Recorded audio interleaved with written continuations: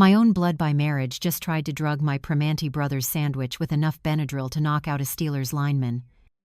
I'm Lois Harper, 61 years old, white, born and raised right here in Pittsburgh, Pennsylvania, in the shadow of the old J&L steel stacks that used to turn the sky orange at shift change.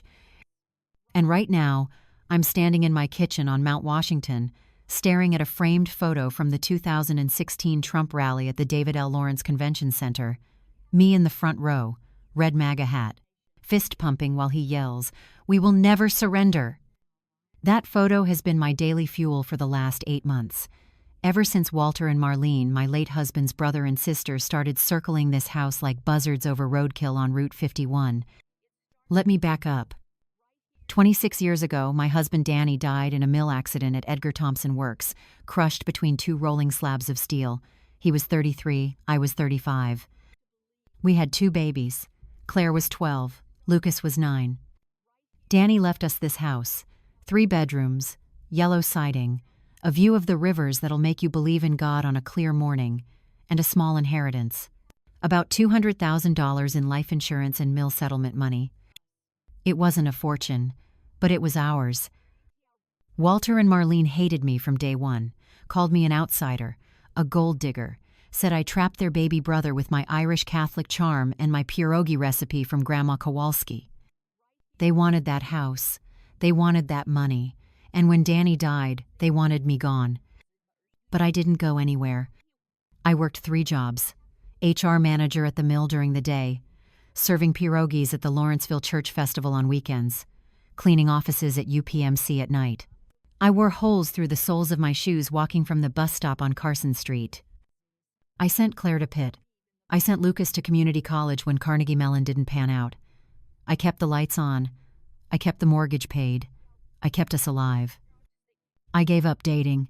I gave up friends. I gave up sleep. Every single ounce of my life went into protecting what Danny left us. And you know what Walter and Marlene did? They watched. They waited. They schemed. Fake liens on the house for debts Danny supposedly owed. Harassment calls to my boss at the mill saying I was unstable. Letters to Child Protective Services claiming I was neglecting the kids. All of it lies. All of it designed to break me. But I'm Pittsburgh steel. You don't break me, you just make me sharper. Fast forward to 8 months ago. Claire's 38 now. She's a realtor, divorced, lives in Shadyside. Lucas is 35. He opened a bar in Lawrenceville that went belly up after 2 years. He's bitter. He drinks too much Iron City and blames me for not giving him startup capital when I had already given him everything. Walter's 67, Marlene's 65, and they're broke.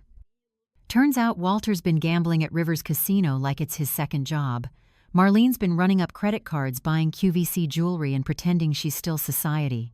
They've burned through their own inheritance, and now they're coming for mine. Here's how it started. 2 months ago, I noticed things moving in my house. My reading glasses weren't where I left them. Bills were being opened before I saw them. My car keys disappeared for 3 days, then showed up in the freezer. At first, I thought I was losing it. I'm 61. My mother had dementia at 70. It's in the back of every older woman's mind, right? That slow fade into confusion. But then I found the pill bottle. Hidden in my spice cabinet, behind the paprika I never use, Benadryl, industrial strength, not mine. And that's when I knew. They weren't just stealing from me anymore. They were building a case, making me look incompetent, forgetful, unfit. I started paying attention. Walter showed up unannounced with casseroles I never asked for. Marlene started calling me 3 times a day, asking if I remembered to take my pills, my vitamins, my blood pressure medication. Claire started asking me weird questions. Mom, are you sure you paid the electric bill? Mom, did you forget we had lunch last Tuesday? They were all in on it. Even my own kids. Last week, it came to a head. I was at Primanti Brothers on 18th Street. Just me and a pastrami sandwich with that beautiful pile of coleslaw and fries right on top. Walter slid into the booth across from me, big smile. Hey Lois, just wanted to check in on you. He kept talking, kept distracting me.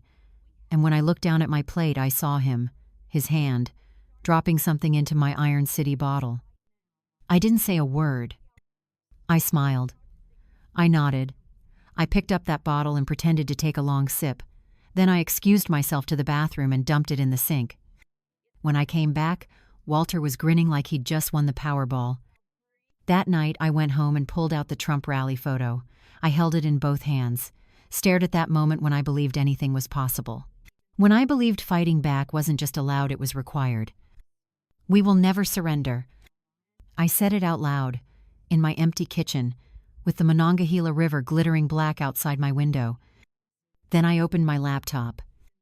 I ordered 6 Ring cameras, hidden nanny cams, audio recorders small enough to fit inside a pen. I wasn't going to be a victim, I was going to be a prosecutor. Because here's what Walter and Marlene don't understand about me. I survived raising 2 kids alone in a city that was bleeding jobs and hope. I survived union negotiations with men twice my size who thought I was just a secretary.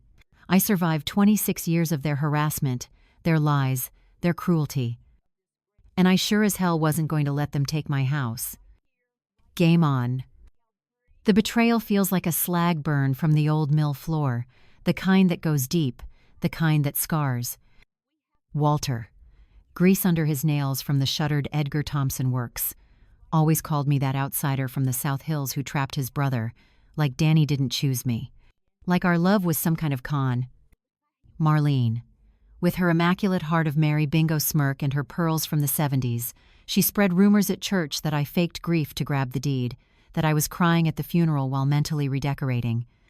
26 years of this poison, and now my own kids are helping them. But here's what they don't know about me. I didn't survive 3 decades in steel mill HR by being soft. I survived by being smarter, by reading people, by knowing when to shut up and let them bury themselves. So I made a decision.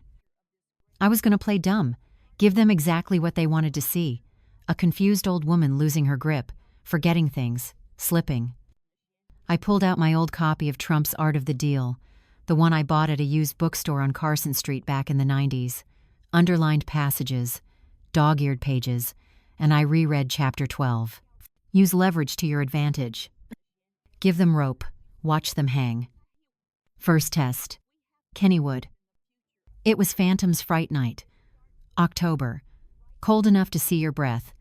I drove myself there, parked in the overflow lot near the racer, and when it was time to leave, I stood in the parking lot looking lost. I called Lucas, voice shaking. "Honey, I can't find the car. I don't know where I parked." He showed up 20 minutes later with Claire, both of them exchanging looks. That look, the one that says mom's losing it. Lucas found the car in 5 minutes. I made a big show of being relieved and embarrassed, apologized 3 times, held Claire's hand like I needed steadying. Inside, I was taking notes, mental notes, on every word, every glance, every lie they told themselves about me. Next, I left my checkbook on the kitchen counter, just sitting there, wide open, like I'd forgotten it after paying bills. Lucas came over that afternoon to check on me. I saw him glance at it, saw him pick it up, flip through it. He didn't take it, not yet, but he looked at the balance, and I saw his jaw tighten. $83,000. That's what was left of Danny's money after 26 years of raising them, of keeping us alive. To Lucas, it looked like a solution to his problems. To me, it was bait. Then came the big move. There's a Seton LaSalle High School reunion picnic every year at South Park. I never go, but this year I went, and I made sure Claire was there. We sat on a bench near the old pavilion, the one where Danny proposed to me 34 years ago. I could still see the carving in the wood, D+L forever. I told her I'd been to the doctor, neurologist, said I was having memory problems, early signs of dementia, just like Grandma. I watched her face, watched the gears turn. She hugged me, said all the right things. "Oh, Mom, we'll get through this together. You're not alone." But I saw it, that flicker, that calculation. She left the picnic early. I stayed. And I pulled out my phone from my Yinzer tote bag, the one that says Pittsburgh Dad on the side. I'd been recording the whole conversation. That night, Claire texted Walter. I know because I'd cloned her phone 2 weeks earlier with a little help from a tech-savvy guy at Best Buy in Robinson Township. The text said, "Mom's slipping. Dementia. Doctor confirmed it. House is ours by Christmas." Walter responded in seconds. "Finally. Get the paperwork ready. Marlene's already got a guardianship lawyer." I sat in my kitchen, alone, reading those texts on my laptop screen, and I felt my chest tighten, felt my breath catch. These were my kids, the babies I raised, the ones I sacrificed everything for, and they were planning to take everything from me. But I didn't cry. Not yet. I made coffee. Strong. Black. The way Danny used to drink it before his morning shift. And I kept gathering evidence. The next week, Walter and Marlene came over for what they called a family meeting. They wanted to discuss my care. My future. I served them coffee. Decaf. On purpose. Walter drank 3 cups. Kept yawning. Kept rubbing his eyes. Twitching like he was missing his usual 3 Rivers caffeine fog. Marlene kept nudging him to stay awake. I played the confused old lady, asked Walter the same question twice, forgot Marlene's daughter's name, let my hand shake when I poured the cream. They ate it up. "Lois, honey, have you thought about assisted living?" Marlene's voice dripped with fake concern, "just until you're feeling better." "Maybe a nice place in Cranberry," Walter added. "We could sell the house. Use the money for your care." I blinked, looked confused. "Sell the house? But this is Danny's house." "Danny's been gone a long time, Lois." Walter's tone was gentle, condescending, like I was a child. I nodded slowly. Let a tear roll down my cheek. I just miss him so much. They left an hour later, confident, smiling, already dividing up the spoils. And I went straight to the attic. I pulled out the old boxes, the ones I hadn't opened in years. Baby photos, Claire in her first communion dress, Lucas holding a trophy from Little League. Pictures from the Pittsburgh Vintage Grand Prix when we'd go watch the old cars race through Shenley Park. Danny's work boots, still caked with mill dust. I held those boots, pressed them to my chest, and I cried. I cried for the man I lost, for the kids I raised, for the life I sacrificed, for every single thing I gave up to keep us together. Then I heard it, clear as day, Trump's voice from that rally, from the speech I've watched 100 times on YouTube.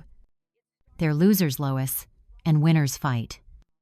I put the boots back in the box, wiped my face, stood up. I wasn't done, not even close. I had recordings, I had texts, I had witnesses, and I had something Walter and Marlene never had. The truth. And in Pittsburgh, the truth is as hard as steel. They moved me into Vincentian home on a Tuesday morning in November. "Just temporary, Mom," Claire said, helping me pack, "until we figure out your care plan." Walter drove. Marlene sat in the back with me, both of them smiling like they'd won the lottery. I clutched my Trump rally flag, the small one I bought that night at the David L. Lawrence Convention Center, red, white, and blue, frayed at the edges from being folded and unfolded 1,000 times. They thought it was a security blanket, something a confused old woman would cling to. They had no idea it was my battle flag. Vincentian Home is a massive complex in the North Hills, 6 stories, brick and concrete, the kind of place that smells like industrial cleaner and forgotten dreams. But they didn't take me to the main building. Walter pulled around back, to a service entrance, and they walked me up a stairwell to the 4th floor. The memory care wing. Except it wasn't. The doors were locked with padlocks. The nurse's station was empty. Dust covered the counters. The whole floor was vacant, shut down, abandoned. "This is temporary," Marlene said, her voice echoing in the empty hallway, "just until the paperwork goes through." She unlocked one of the rooms, a bare mattress, a single chair, a window that looked out over the parking lot. This wasn't a care facility. This was a cage. They left me there, locked the door, and I heard their footsteps fade down the hallway. I stood at the window, watched Walter's car pull away, and I felt rage like furnace heat, like standing too close to the blast furnace at Edgar Thomson, the kind that melts steel. I sat on that mattress, and I cried, not from fear, from fury. These people, my husband's family, my own children, they'd put me in a fake memory care unit, a vacant floor, like I was trash to be hidden away. Then I wiped my face, stood up, and started looking around. That's when I found it. On the bulletin board in the hallway, behind a faded activities calendar from 2019, a document, folded, official-looking. I pulled it down, unfolded it. Power of attorney, Allegheny County Courthouse, filed 3 days ago. Marlene's signature, and mine, except I never signed it. The rage turned cold, calculating. They'd forged my signature, filed legal documents, and now they had control of everything. My house, my money, my life.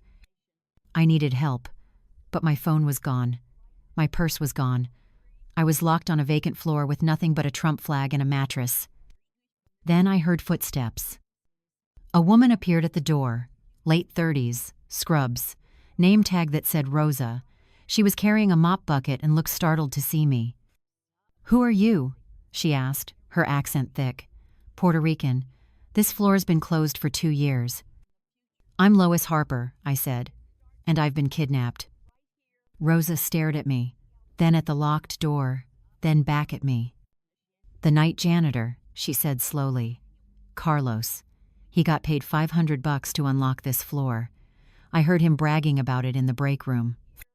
"By who?" "Some old white guy, greasy hands, smelled like cigarettes."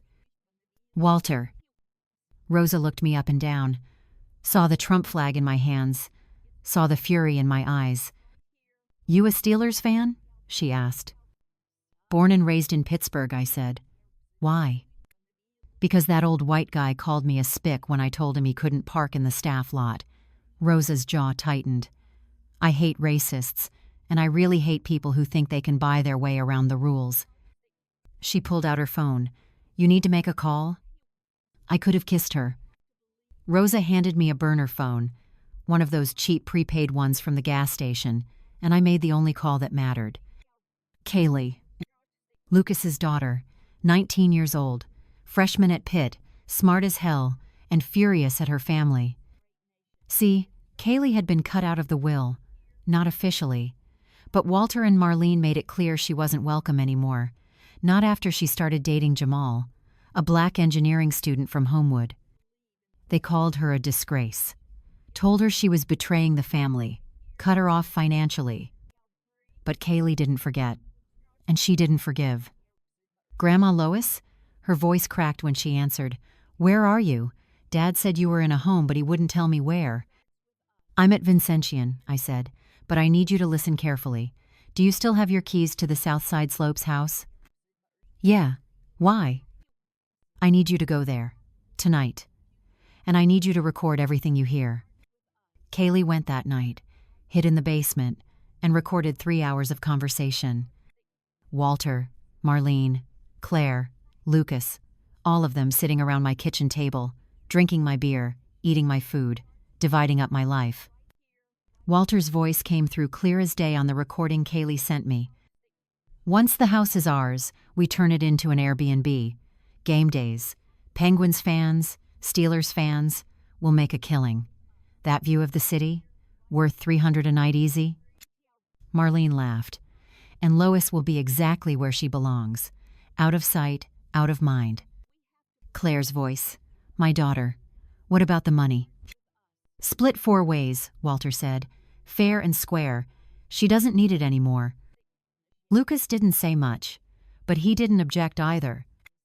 I listened to that recording 3 times, sitting on that bare mattress, in that locked room, with Rosa standing guard outside. And I made a decision. It was time to flip the script. I'd played the victim long enough. Let them think they'd won. Let them get comfortable. Arrogant. Sloppy. Now it was time to show them who Lois Harper really was. A fighter. A survivor. A woman who'd spent 26 years protecting what was hers. And I wasn't surrendering a damn thing. I decided it was time for a miraculous recovery. Rosa helped me plan it. We picked a morning when Walter and Marlene were scheduled to visit, to check on their investment, to make sure I was still conveniently confused. They walked into that vacant fourth-floor room at 9 in the morning, found me sitting up straight in the chair, hair brushed, eyes clear. Walter froze in the doorway. "Lois, how are you feeling?" I smiled. "I'm feeling sharp, Walter. Sharp as the day I negotiated that union contract in 1998. Then I started reciting the entire 1,972nd Steelers roster, backward. Harris, Franco, Swan, Lynn, Stallworth, John, Webster, Mike, Lambert, Jack, Green, Mean Joe, Bradshaw, Terry." Marlene's face went white. "And you know what else I remember?" I continued. "Trump's Mount Rushmore speech from 2020. The whole thing. Want me to quote it? Because I can." I started, word for word. "We gather tonight to herald the most important day in the history of nations, July 4th, 1776. Walter grabbed Marlene's arm, pulled her into the hallway. I could hear them whispering, panicking. They came back 10 minutes later. Walter was holding a pill bottle. "Lois, honey, you need to take your medication." His voice was tight, forced calm. "What medication?" I asked. "I don't have a prescription." "Your memory medication," Marlene said. "Doctor's orders." Walter shook 3 pills into his palm, held them out to me with a cup of water. I took them, smiled, put them in my mouth. Then I turned my head, spit them into my hand, and held them up to the light. "These aren't medication," I said. "These are sedatives, heavy-duty stuff, the kind that would knock me out for hours." Rosa appeared in the doorway, right on cue. "Those pills aren't prescribed to this patient," she said, her voice loud and clear, "and this floor isn't even operational. What's going on here?" Walter and Marlene ran. Actually ran. Down the hallway. Down the stairs. Gone. But I wasn't done. Rosa had helped me set up something special. A GoPro camera, hidden inside a Heinz ketchup bottle on the windowsill, the most Pittsburgh hiding spot imaginable.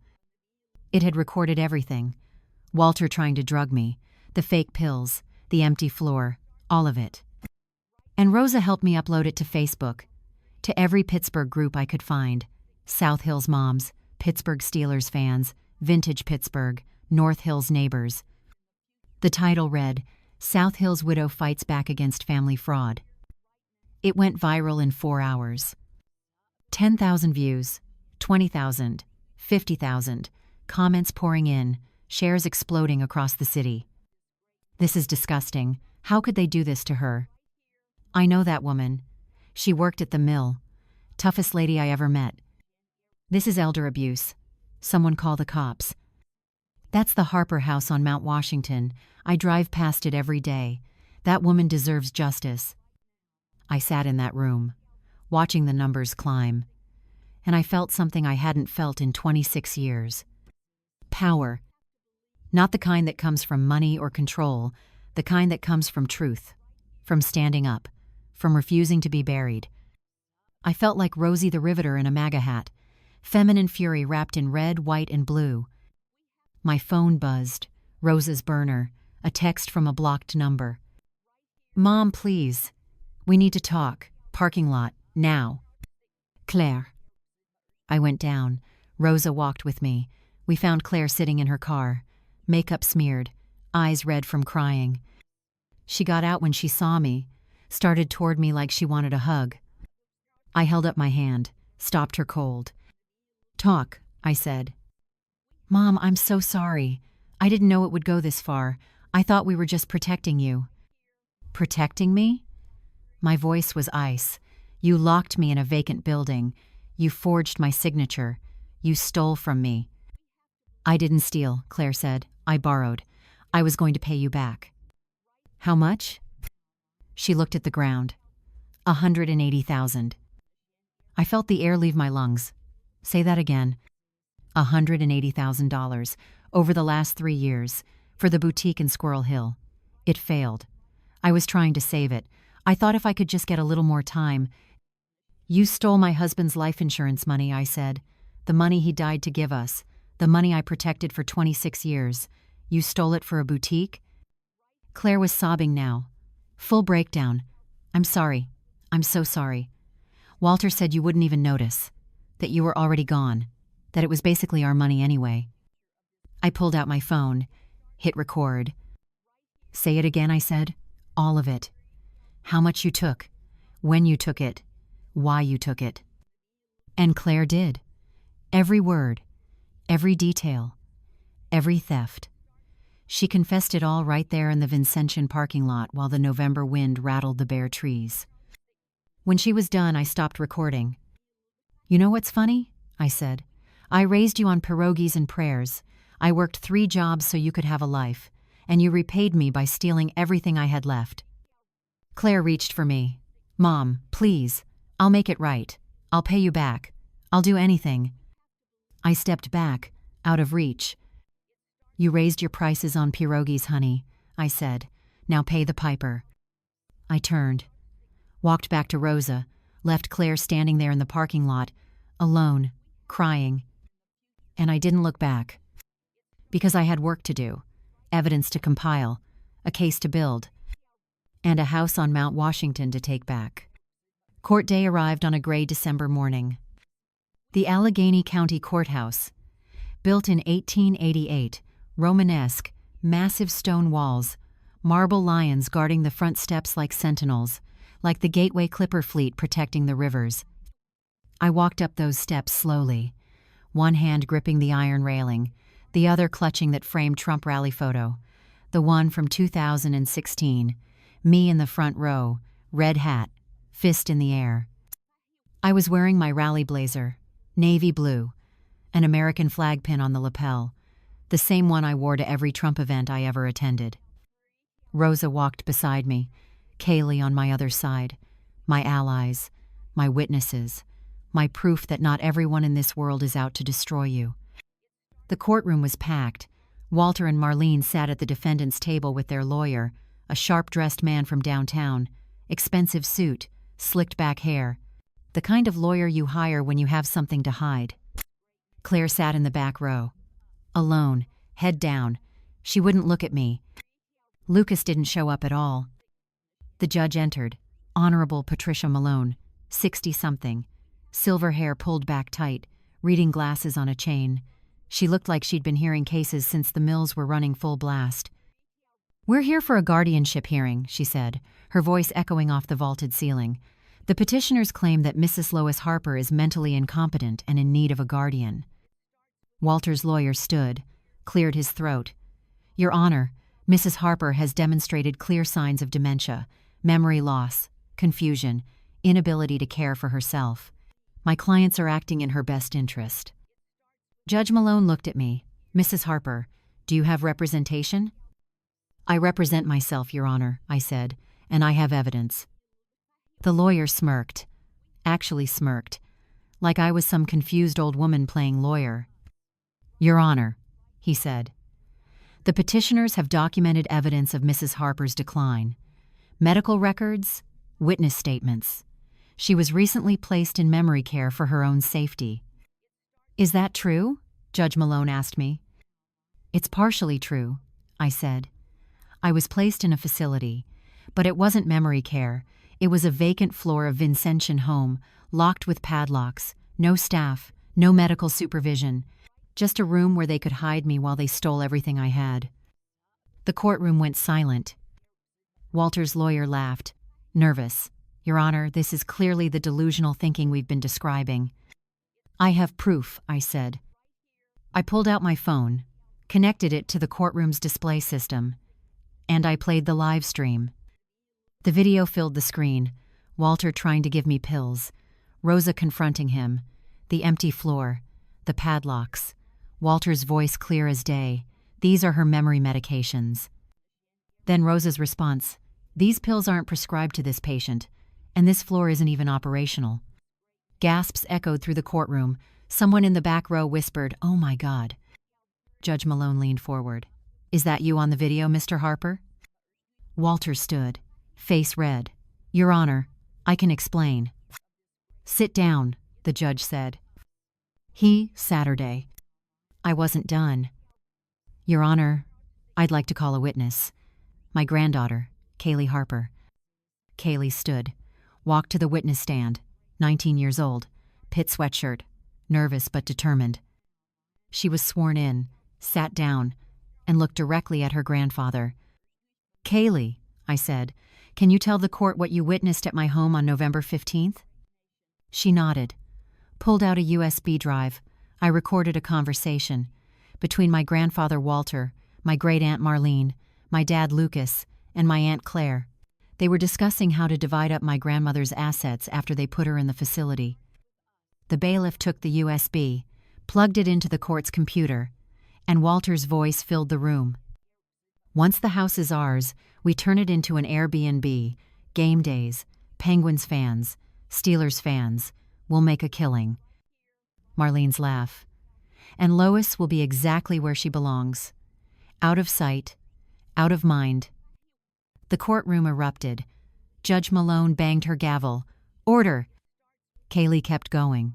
"I also have bank records, transfers from my grandmother's account, time to the exact minute she was at the Strip District Fish Market every Saturday morning buying halushki. They knew her schedule. They planned it." She handed over a stack of papers. Transaction logs. Dates. Times. Amounts.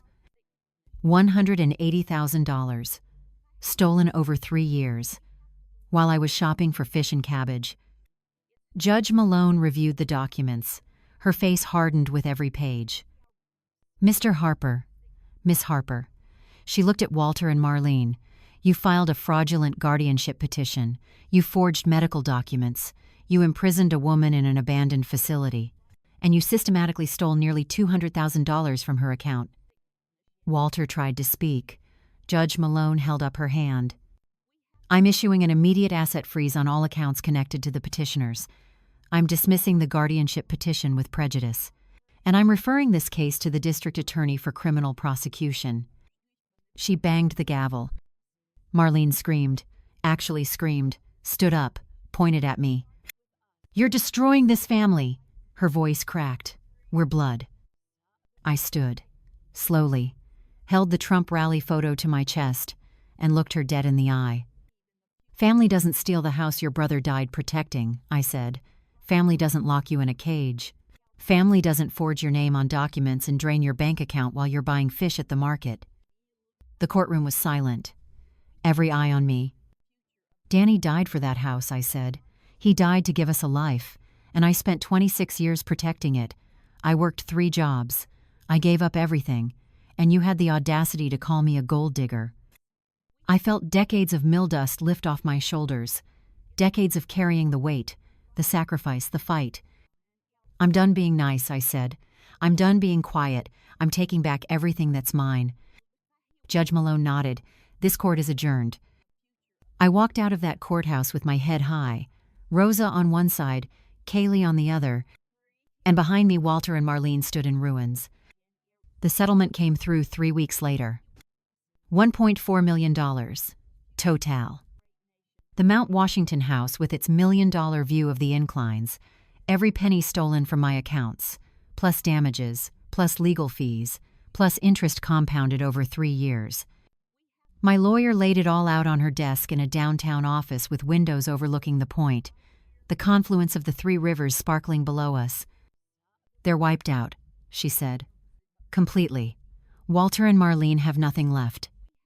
I sat there, staring at the numbers, and I felt something I hadn't felt in decades. Waltery. But I wasn't done yet. "I want to make them an offer," I said. My lawyer looked up. "What kind of offer?" "They own shares in some family properties. Properties Danny's father left before he died. I want to buy them out." "For how much?" 10 cents on the dollar. My lawyer smiled. "That's brutal." "That's business," I said. Walter and Marlene had no choice. They were drowning in legal debt, facing criminal charges, desperate for anything. They took the deal. I bought their shares, all of them, for pennies. Then I sold those properties back to their original owners, made a nice profit, and used that money to buy out the lease on a tiny duplex in Lawrenceville. I made Walter and Marlene an offer they couldn't refuse: move into that duplex, pay me rent, or face eviction proceedings.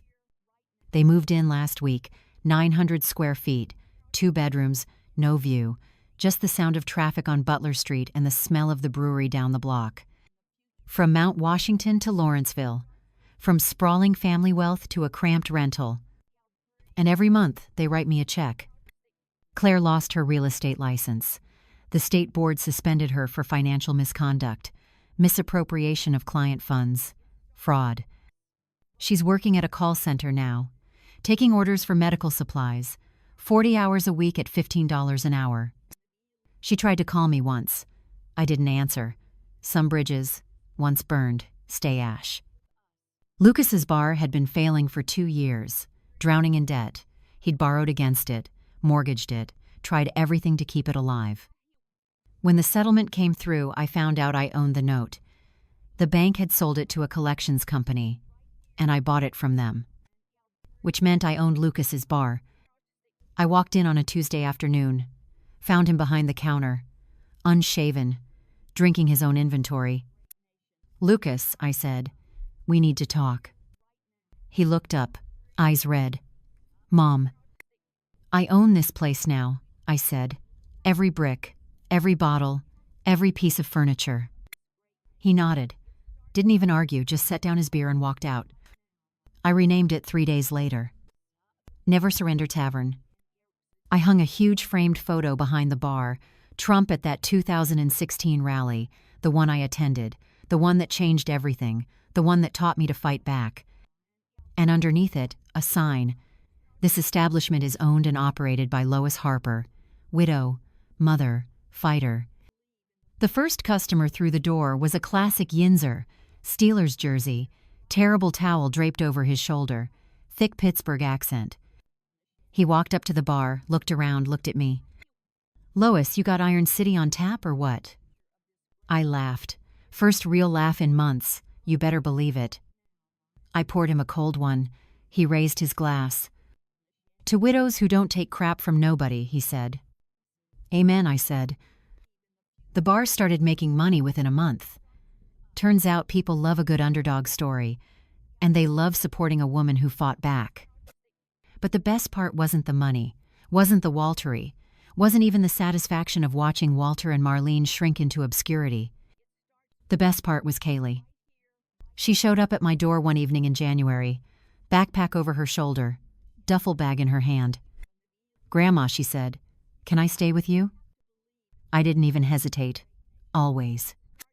She moved into the spare bedroom, the one that used to be Claire's, the one with the window overlooking the rivers. We spent the next weekend repainting the basement, Steelers gold, black trim, terrible towels on the walls, photos of the glory years, Franco's immaculate reception, the steel curtain, all of it. Kaylee stood back, paintbrush in hand, smiled.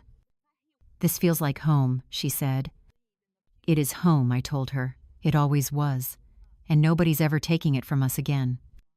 We ordered Primanti Brothers, sat on the back porch, watched the sun set over the city, the inclines climbing Mount Washington, the lights coming on across the rivers. "You know what I learned from all this?" I said. Kaylee looked at me. "What?" "That sometimes the people who are supposed to love you are the ones who hurt you worst, but sometimes the people you least expect become your family." She smiled. "Like me and you." "Like you and me," I said. I looked at the Trump rally photo on the kitchen counter, the one I'd carried into court, the one that reminded me to never surrender. I'd survived the mill.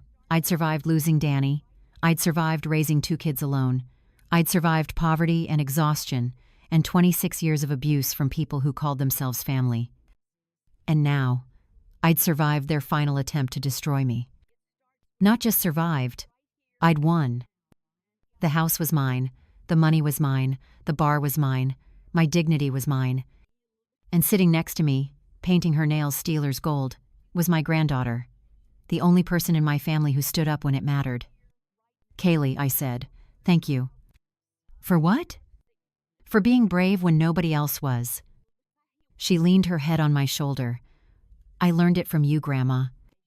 We sat there, two Pittsburgh women, two fighters, watching the city lights sparkle like promises kept. And for the first time in 26 years, I wasn't just surviving. I was living. Walter tried one last time. 6 months after the court ruling, 6 months after losing everything, he filed new paperwork with the Allegheny County Courthouse. Liens. Against my house. Against my property. Old mill documents, claiming Danny owed money to the company, claiming Walter had paid Danny's debts, claiming he had legal rights to the house. All of it fabricated, all of it desperate, all of it his final roll of the dice. My lawyer called me at the tavern. "Lois, he's filed again. More liens, more claims. This guy doesn't quit." "Neither do I said. I went into the basement.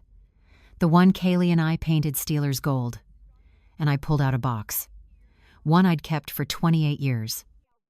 HR records, from my time at Edgar Thompson Works, personnel files, disciplinary reports, termination documents. I found what I needed in 15 minutes. Walter Harper. Termination date, the 12th of November 1998. Reason: theft of company property. Tools worth $3,000.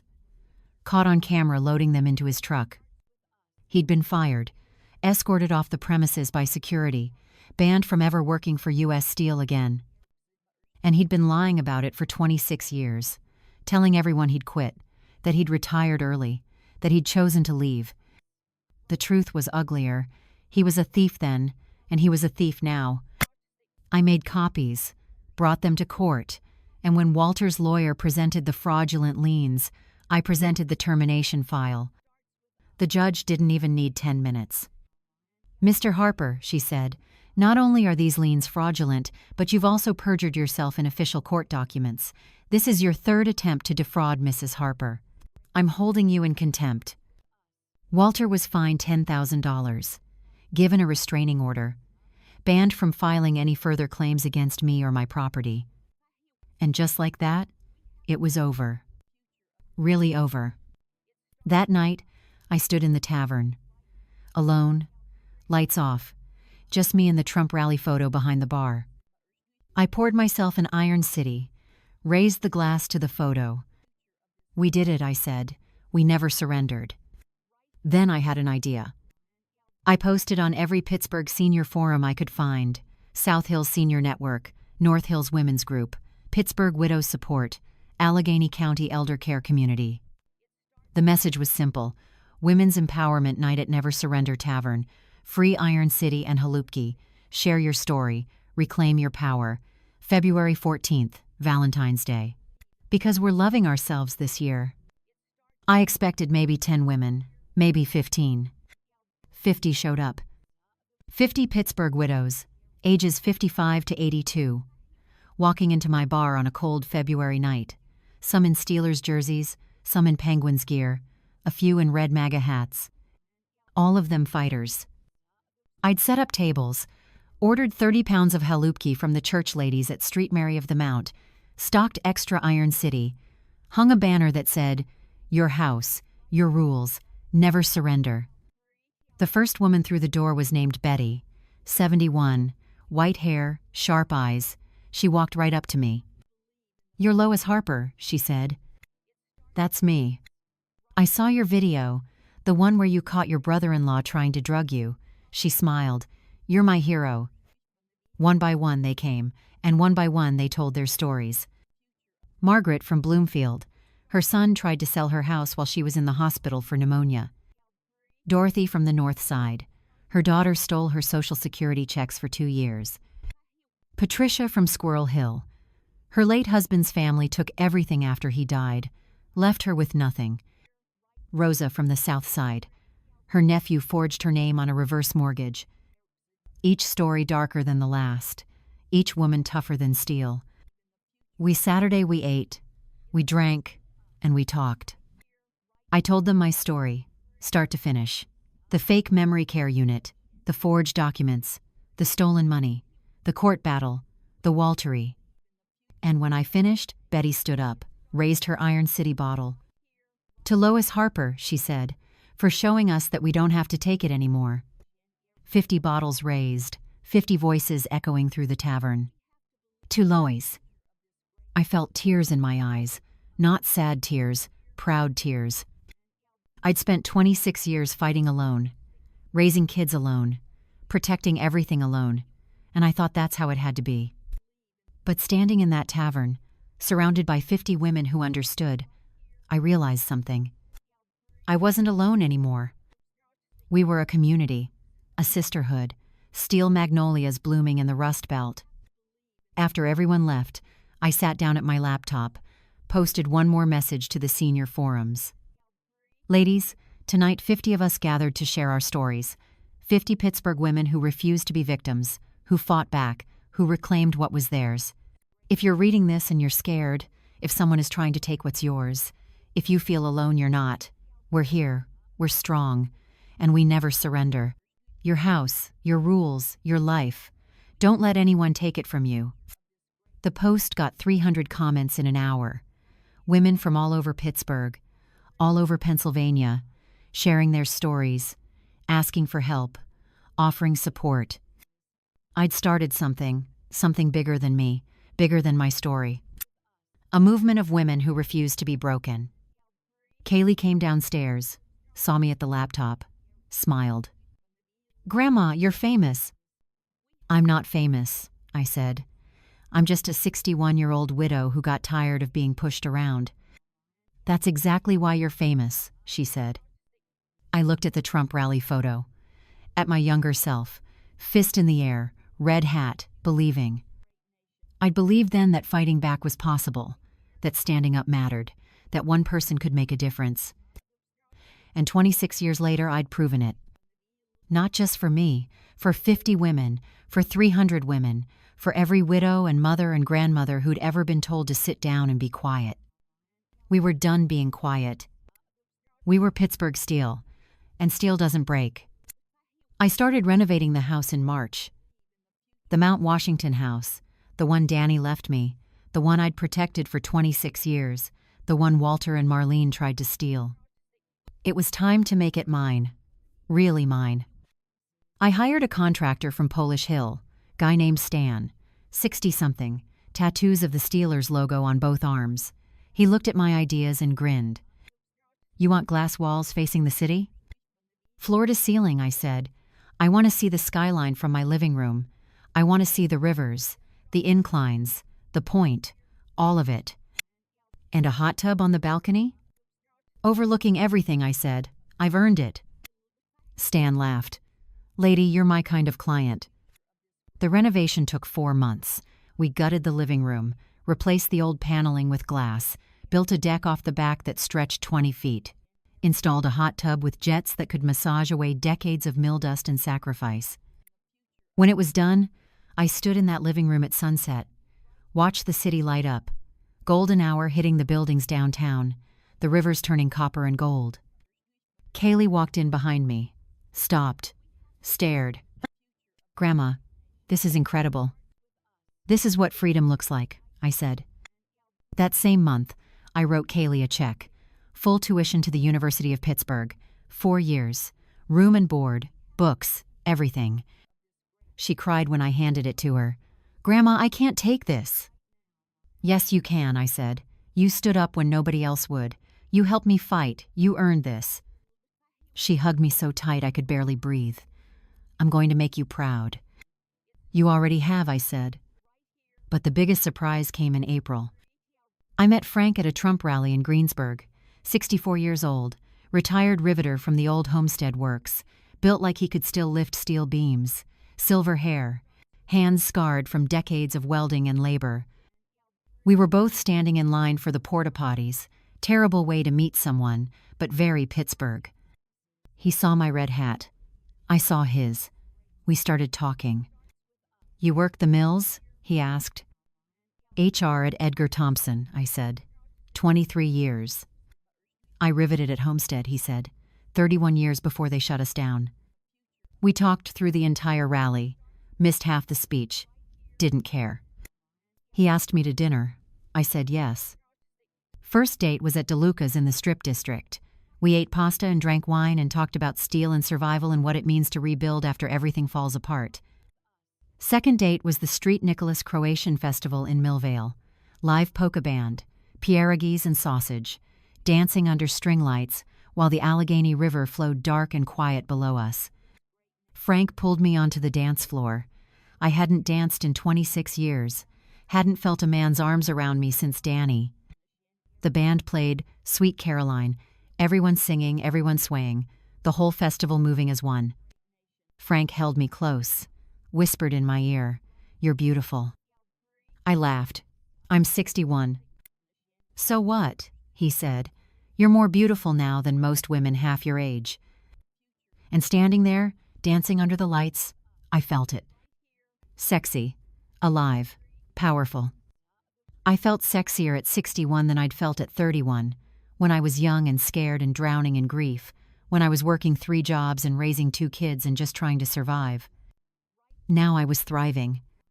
Frank and I started seeing each other regularly, every weekend, sometimes during the week, movies at the waterworks, walks along the South Side Riverwalk, Steelers games at Never Surrender Tavern where he'd sit at the bar and cheer with the regulars. He fit into my life like he'd always been there. Easy, natural, no drama, no games, just a good man who'd worked hard and lost everything and rebuilt himself from scratch. Just like me. One night we were sitting in the hot tub on my deck, city lights sparkling below us, May breeze warm and sweet. "You ever think about getting married again?" Frank asked. I sipped my Iron City, thought about it. Maybe. Someday. When I'm ready. "No rush," he said. "I'm not going anywhere." And I believed him. The letter came in June. Plain white envelope, no return address. But I recognized the handwriting immediately. Walter. I almost threw it away, almost burned it. But curiosity got the better of me. I opened it. "Dear Lois, I know you probably don't want to hear from me. I know I don't deserve forgiveness, but I need to say this. I'm sorry. For everything.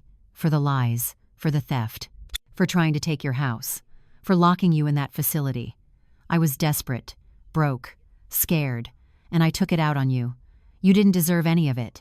You were a good wife to Danny, a good mother to your kids, and I should have respected that. I hope someday you can forgive me, Walter." I read it twice, then I folded it up, walked into the kitchen, and lined the bottom of the parakeet cage with it. Kaylee walked in, saw what I was doing, laughed. "Is that Uncle Walter's apology?" "Yep." "That's cold, Grandma." "That's justice," I said. The parakeet chirped, hopped around, did his business right on top of Walter's signature. Perfect. I'd spent 26 years being nice, being understanding, being patient with people who didn't deserve it. I was done with that. Walter wanted forgiveness? He could earn it. Maybe in another 26 years. Maybe never.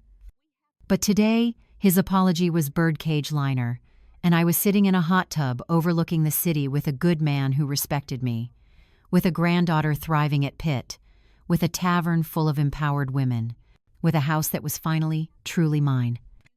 I'd survived. I'd fought. I'd won. And now I was living. Really living. For the first time since Danny died, I wasn't just protecting what was mine. I was enjoying it. The house, the money, the freedom, the love. All of it. Frank kissed my forehead. "What are you thinking about?" "How good this feels," I said. "It's going to feel even better," he said. "We're just getting started." And he was right. July 4th arrived with clear skies and temperatures in the 80s. Perfect Pittsburgh summer, the kind of day where the whole city comes alive, where everyone heads to the rivers to watch the fireworks, where the air smells like grilled hot dogs and freedom. I spent the morning at Never Surrender Tavern, prepping for the holiday crowd, stalking Iron City, making sure the sound system was ready for the Steelers fight song we'd play at kickoff. The tavern was thriving, every night packed, locals and tourists, steel workers and students, women from the empowerment group who'd made it their second home. We'd gone from 50 women to 200. 200 Pittsburgh widows and mothers and grandmothers who met every month, who shared stories, who fought back, who refused to be victims. I'd become something I never expected to be. A leader, an inspiration, a symbol. But honestly, I was just a 61-year-old woman who got tired of being pushed around. By 3 p.m, I closed the tavern, sent everyone home early, told them to spend the holiday with family. Frank came over around 5. We grilled steaks on the deck, drank wine, watched the city start to glow as the sun dropped lower. Kaylee arrived at 6, fresh from her summer internship at a law firm downtown. She'd just finished her first year at Pitt, Dean's List, full-ride scholarship now, making me proud every single day. "Grandma, this view never gets old," she said, standing at the glass wall. "Neither do I said. Frank laughed. Kaylee rolled her eyes, but she was smiling. We ate together, the 3 of us, on that deck overlooking the city, talking about everything and nothing, about Kaylee's classes, about Frank's latest woodworking project, about the tavern, about life. Normal conversation, normal family dinner, the kind I'd dreamed about for 26 years but never had. Until now. As the sun set, Frank kissed me goodbye. He had his own kids to see, his own family traditions, but he'd be back tomorrow, and the day after, and the day after that. Kaylee and I moved to the hot tub, turned on the jets, watched the city light up like a circuit board, orange and gold and electric blue. "Grandma," Kaylee said, "can I ask you something?" "Always." "Do you ever regret how hard you fought? Do you ever wish you'd just let them have the house?" I thought about it, really thought about it. "No," I said, because it was never just about the house. It was about principle, about standing up, about refusing to let bullies win. "You inspired a lot of people," she said. "I inspired myself," I said. That's all I was trying to do. At 9 o'clock we heard it, the first boom, the first explosion of color over the rivers. The fireworks had started. We climbed out of the hot tub, wrapped ourselves in towels, and stood at the edge of the deck. The view was perfect, the point directly in front of us, the fountain glowing white, and above it, fireworks bursting in red, white, and blue. I went inside, grabbed the Trump rally photo, the one I'd carried into court, the one that had fueled me through every dark moment, and I brought it back to the deck. Kaylee stood beside me. I held the photo in one hand, took her hand with the other. "You know what I've learned this year?" I said. "What?" "That winning isn't about revenge. It's about reclaiming yourself, your power, your life." Another firework exploded, gold and silver raining down over the rivers. "I've tripled the settlement money through smart investments," I said. "The tavern's making more than the mill ever paid me. The women's group is 200 strong and growing. And I'm standing here with you, my granddaughter, the only person in my family who deserves to be here." Kaylee squeezed my hand, tears in her eyes. "But the best part?" I continued. "The part I'm most proud of? I did it on my terms. I didn't ask permission. I didn't wait for someone to save me. I saved myself." I raised my glass of wine, looked out over the city, over the rivers, over the fireworks painting the sky. To every Pittsburgh woman who was told to sit down and shut up, I said, my voice carrying over the deck, "Here's to standing taller than the Cathedral of Learning. Here's to never surrendering. Here's to taking back what's ours." Kaylee raised her glass. "To Grandma Lois, the toughest woman in Pittsburgh." We drank, and the fireworks kept coming, bigger, louder, more beautiful. Red, white, blue, gold, silver, green. The whole sky on fire. I looked at the Trump rally photo, at my younger self, fist in the air, believing. And I whispered, just loud enough for me to hear, "We did it, sir. We never surrendered." The finale started. 20 fireworks at once, the sky completely lit, the rivers reflecting every color, the city alive with sound and light and celebration. And I laughed. Deep, real, free. The kind of laugh that comes from your soul. The kind that says you fought and won and survived and thrived. The kind that echoes across the Monongahela and bounces off the buildings and rises into the night sky like a declaration. I am Lois Harper, 61 years old, widow, mother, grandmother, fighter. I survived the mills. I survived poverty. I survived grief. I survived 26 years of abuse and theft and lies. And I didn't just survive. I conquered. My house, my money, my life, my terms. Free, fierce, and finally first. The fireworks faded. The smoke drifted across the rivers, and Kaylee and I stood there in silence, holding hands, watching the city settle back into its normal glow. "Happy 4th of July, Grandma," she said. "Happy Independence Day," I said. Because that's what it was. My Independence Day. And it felt like freedom.